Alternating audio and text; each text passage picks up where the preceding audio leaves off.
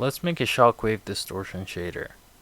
You're going to need a quad with a shader assigned to it. In the fragment shader, we'll get the distance of the current pixel's coordinates from the center of the quad, which is at UV coordinates 0.5, 0.5. We'll use this distance value in two smooth step functions. The first one goes from black to white, the second one goes from white to black. We'll add a float property called time to control the shape. Plug the time property into the second edge of the first smooth step function and the first edge of the second smooth step function. Then we'll multiply the two smooth step functions so that they mask each other out. This gives us a donut shape that we can control with the time property. Subtract the time property with a small value, which is the thickness of this donut shape, and plug it in the first edge of the first smooth step. Our shockwave gets clipped as it expands bigger than the quad, so we should fade it towards the edges. We can use the distance value in another smooth step function that goes from 0.5 to 0. This gives us a circular mask that we can then multiply with our shockwave.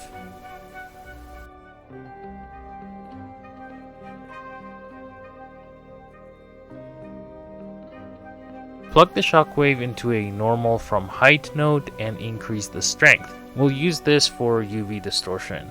To distort what is on the screen, we need the color buffer texture. We can get that with the scene color node. If we output the scene color from our fragment shader, the quad will become practically invisible.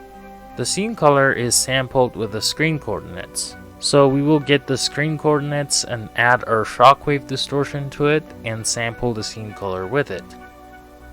And voila, we have some distortion. Now you can add two more float properties to control the thickness of the shockwave and the distortion strength.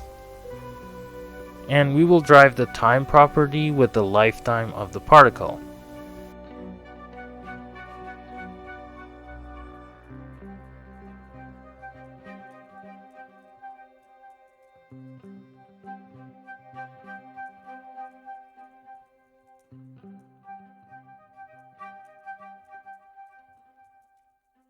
Alternatively, you can plug the distance into a smooth step and plug the time property into the second edge and use that to sample a gradient that looks like this.